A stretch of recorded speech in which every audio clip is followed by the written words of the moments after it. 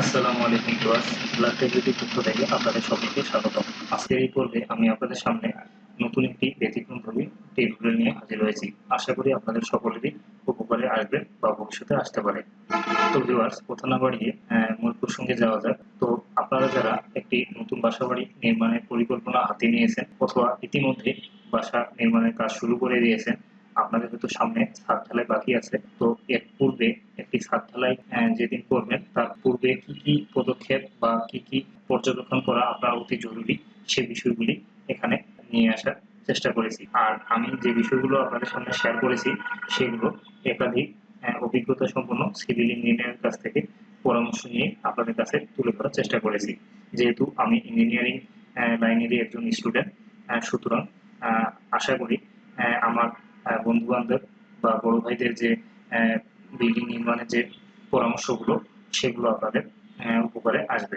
তো ভিউয়ার্স, এখানে আরো একটি বিষয় বলে রাখা উচিত, এই ভিডিও থেকে যদি কোনো রকম পরামর্শ আপনাদের কাছে মনে হয় যে এটি ঠিক না, তাহলে তার গঠনমূলক আলোচনা কিংবা আমাকে ভুলগুলো ধরিয়ে দেওয়ার জন্য অনুরোধ করছি। তো ভিউয়ার্স, প্রথমে যে বিষয়টি নিয়ে গুরুত্বপূর্ণ সেটা হচ্ছে বালু নির্বাচন।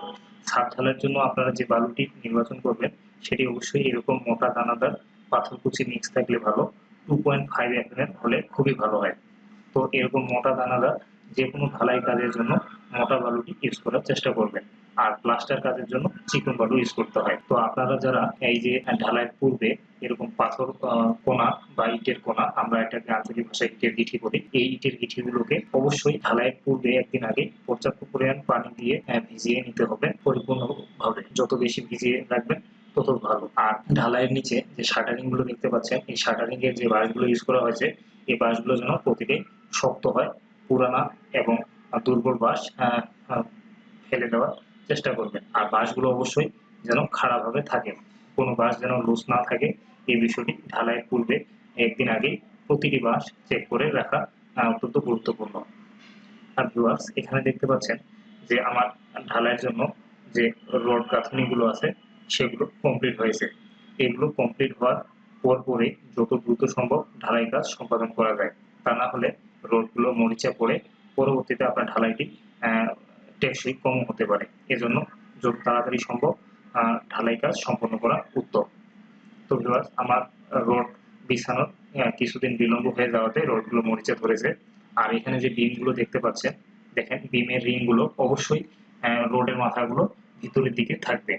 রিংগুলো খুব শক্তভাবে বাঁধা থাকবে এবং তার মাথাগুলো ভিতরের দিকে থাকবে। অনেক মিস্ত্রিরা তাদের কাজ, হেল্পারদের কাজ সহজ করার জন্য এই কাজটি করে না। তো এই বিষয়টি চেক করবেন। আর কলামগুলো রিং দিয়ে খুব টাইট ভাবে বেঁধে রাখবেন জিআই তার দিয়ে। দেখেন, এই কাজগুলো সাধারণত ঢালাইয়ের একদিন আগে সম্পূর্ণ কমপ্লিট করা উচিত ছিল, তারা এই কাজটি করে নাই। ঠিক ঢালাইয়ের পূর্ব মুহূর্তে এই কাজটি করতেছে। তো এইগুলো আগে ভাগে করে রাখলে ভালো হয়। দেখেন ভিউয়ার্স, এখানে আমরা যে ব্লকগুলো ইউজ করেছি এই ব্লকগুলো পর্যাপ্ত পরিমাণে ইউজ করতে হবে এবং পুরো রড বিছানোর পরে আপনারা এটা সব জায়গাগুলোতে হেঁটে হেঁটে দেখবেন যে কোনো রড কাঠের সাথে লেগে যাচ্ছে কিনা। অবশ্যই যদি কাঠের সাথে লেগে যায় সেখানে ব্লক ইউজ করতে হবে। আর দেখেন এই যে লেবেলিংটা, এখানে পিভিসি টেপ দিয়ে লাল টেপ দিয়ে মার্ক করে দেওয়া আছে। এভাবে প্রতিটা কলামে লেভেলগুলো ঠিকভাবে মেপে সেখানে পিভিসি টেপ দিয়ে মার্ক করে দিতে হবে।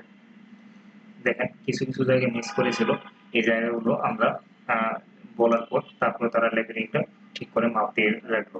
এতে করে ছাদের যে সামঞ্জস্যতা বা সমতল যে জিনিসটা, এই জিনিসটা ব্যালেন্সটা ঠিক থাকে। তো এখানে আমি এভাবে মেপে দেখতে পারি যে ব্লকগুলো সঠিক মাপে আছে কিনা। আর এখানে মিস্ত্রিকে দেখতে পাচ্ছেন, এখানে তার হেল্পাররা এভাবে লেবেলিংটা মেপে ঠিক করে রাখতেছে, দেখতেছে। দেখেন আমাদের এখানে যে ব্লকগুলো ইউজ করা হয়েছে এই ব্লকগুলো সাধারণত 18 থেকে 20 সেন্টিমিটার পর পর স্কোয়ার আকারে হয়ে থাকে। অনেকেই অনেক ফরম্যাটে ইউজ করতে পারে। তো যেই ডিস্টেন্সে করুক ব্লকগুলো যেন পর্যাপ্ত পরিমাণে সঠিক ডিস্টেন্স মেনটেন করে হয়, এই বিষয়টি খেয়াল রাখবেন। আর এই বিষয়টি অত্যন্ত গুরুত্বপূর্ণ। আপনারা ঢালাই কাজ সম্পাদন করার শুরুতে যে বিষয়টি মেপে দেখবেন সেটা হচ্ছে এইভাবে ধামার মধ্যে 1 বস্তা সিমেন্ট নিয়ে কয় ধামা হয় সেই বিষয়টি খেয়াল রাখবেন। সাধারণত 1 বস্তা সিমেন্টে 2 ধামা হয়ে থাকে। তো 1 বস্তা সিমেন্টে যদি 2 ধামা হয় তাহলে 4 ধামা সেম পরিমাণ ধামা দিয়ে 4 ধামা বালু হতে হবে এবং 8 ধামা হতে হবে ইটের খোয়া কিংবা ইটের কোনা অথবা পাথর কোনা। তো এই জিনিসগুলো সঠিক রেশিও ইঞ্জিনিয়ারের সাথে পরামর্শ করে আপনারা ম্যাপে মেনটেন করে ঠিক রাখবেন। আর এখানে ঢালাইয়ের পূর্বে ঢালাই মেশিনের সামনে আমি পর্যাপ্ত পরিমাণে পানির ট্যাঙ্ক মজুদ রেখেছি, কারণ এখানে পানির ব্যাকআপটা সঠিকভাবে না হলে তখন ঢালাই মশলাতে সমস্যা হবে। আর এখানে যে কেমিক্যালটি ইউজ করেছি সেটা এর গায়ের নির্দেশিকা পড়ে সে অনুযায়ী ঢালাই মেশিনে প্রতি মিক্সারের সাথে মিক্স করে দিতে হবে। আমার এখানে 200 মিলিমিটার করে দেওয়ার কথা উল্লেখ আছে, তো আমি প্রতিটা মিক্সারের সাথে 200 মিলিমিটার কেমিক্যালটি ইউজ করেছি। এটা ওয়াটার প্রুফিং কেমিক্যাল, এটা অনেকে ইউজ করে আবার অনেকে ইউজ করে না। সাধারণত সঠিক ভালো মানের কেমিক্যালটি হলে ইঞ্জিনিয়ারের পরামর্শ অনুযায়ী ইউজ করাটাই উত্তম। আর ভিউয়ার্স, আপনারা অবশ্যই এখানে মিক্সিং এর সময় নিজের খুব গুরুত্বপূর্ণ একজন সদস্যকে এই মিক্সার মেশিনের সামনে রাখবেন, যেন সঠিক রেশিওটা বজায় রেখে মশলাগুলো মিক্স হয়। প্রতিটা মিক্সারের সময় মশলাগুলো যেন সঠিক রেশিও বজায় রেখে মিক্স হয়। আর অবশ্যই ঢালাইয়ের সময় মিস্ত্রির দিক থেকে 2 জন দক্ষ লেবার নিচে থাকবে, সেই সাথে আপনাদের পরিবারের গুরুত্বপূর্ণ একজন সদস্য নিচে রাখবেন সবসময় তদারকির জন্য। কোনো জায়গায় যদি ইনস্ট্যান্ট দেবে যাওয়ার মতো হয় তাহলে সেখানে ইটের টুকরো বা কাঠের টুকরো দিয়ে গেটিস দিয়ে তারা সেটা ঠিক করে দেবে। কোনো বাঁশ যেন বেঁকে না যায়, দেবে না যায়, সে বিষয়গুলো সবসময় খেয়াল রাখতে হবে। আর কোথাও যেন কাঠের নিচে ছিদ্র না থাকে, ঢালাই মশলাগুলো পড়ে না যায়, সেই বিষয়টি খেয়াল রাখতে হবে।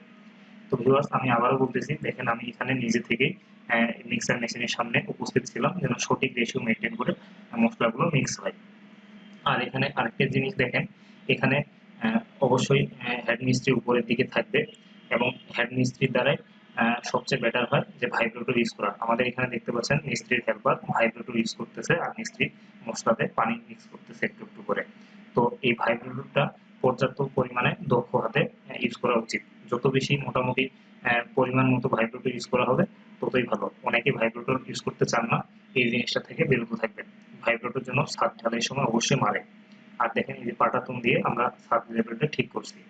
তো ছাদ ঢালাই সম্পূর্ণ হওয়ার একদিন পরে দেখতে পাচ্ছেন ভিউয়ার্স, আর আমাদের ছাদ ঢালাইয়ের সময় তাপমাত্রা অতিরিক্ত বেশি পরিমাণে ছিল। সাধারণত এটা ঠিক না। ঢালাই কার্যটা এমন একটি দিনে সিলেক্ট করা উচিত যে দিনটাতে সম্ভাব্য তাপমাত্রা 25 থেকে 30 ডিগ্রি সেলসিয়াসের মধ্যেই থাকে। অতিরিক্ত হট তাপমাত্রায় ঢালাই কার্য কিংবা অনেক দুপুরের দিকে 35-40 ডিগ্রি সেলসিয়াস তাপমাত্রায় ঢালাই কার্যটা না করাটাই ভালো হয়। এতে করে ছাদের গুণগত মানটা কিছুটা হলেও নষ্ট হওয়ার চান্স থাকে তা না হলে। তো আমরা এখন ঢালাই কাজের পরের দিন দেখেন আমরা এইভাবে ঘোলা মারার পূর্বে পাথরের যে মোটা মোটা কোনা কিছু আছিল এগুলো আমরা মিস্ত্রির যে কোনাই আছে এটা দিয়ে তুলে ফেলার চেষ্টা করতেছি। সেই সাথে ছাদটিকে ঘোলা মারার পূর্বে অবশ্যই 3 থেকে 4 বার ঝাড়ু দিয়ে নেবেন। ছাদের মধ্যে উপরের দিকে এরকম কিছু উচ্ছিষ্ট এভাবে ফেলে দেওয়ার চেষ্টা করবেন। আর ঝাড়ুটা অবশ্যই 3 থেকে 4 বার পুরো ছাদে দিয়ে নেবেন, কারণ ছাদের মধ্যে কোনো ময়লার টুকরা বা উঁচু নিচু থাকলে সেগুলো ঘোলা মারলে পরবর্তীতে আর রিমুভ করা যায় না। তো আমাদের যেহেতু তাপমাত্রা অতিরিক্ত গরম ছিল এবং তাপমাত্রা অনেক হট ছিল, এজন্য আমরা ঘোলা মারার পূর্বে ছাদটিকে হালকা করে পানি ছিটা দিয়ে ভিজিয়ে নিয়েছি যেন ঘোলাটি পরিপূর্ণভাবে অ্যাডজাস্ট হয় এবং ছাদের টেম্পারটা গুণগত মানটা ঠিক থাকে। এখন দেখেন আমরা এখানে পাতলা ঘোলাটি ইউজ করতেছি। এভাবে পাতলা ঘোলাটি ইউজ করে শুকিয়ে যাওয়ার পর তার উপর আরেকটি ঘোলা মারা হবে, অর্থাৎ 2টি করে ঘোলা মারা হবে। আর ঘোলাটি অবশ্যই সিমেন্ট এবং পানির রেশিওটা যেন ঠিক থাকে তাদের মিস্ত্রি পরামর্শ অনুযায়ী নেবেন।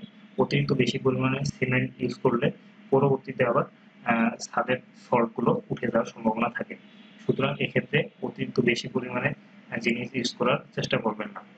স্ট্যান্ডার্ড মানটা মেনটেন করে মিস্ত্রির পরামর্শ অনুযায়ী এখানে ঘোলাটি মারবেন।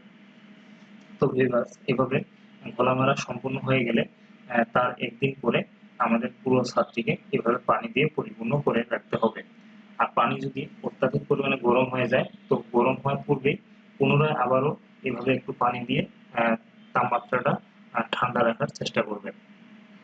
তো আমার ছাদ ঢালাই কমপ্লিট, এবং তার 2 দিন পরে আমরা 2 দিনের মাথায় এভাবে পানি দিয়ে পরিপূর্ণ করে দিলাম।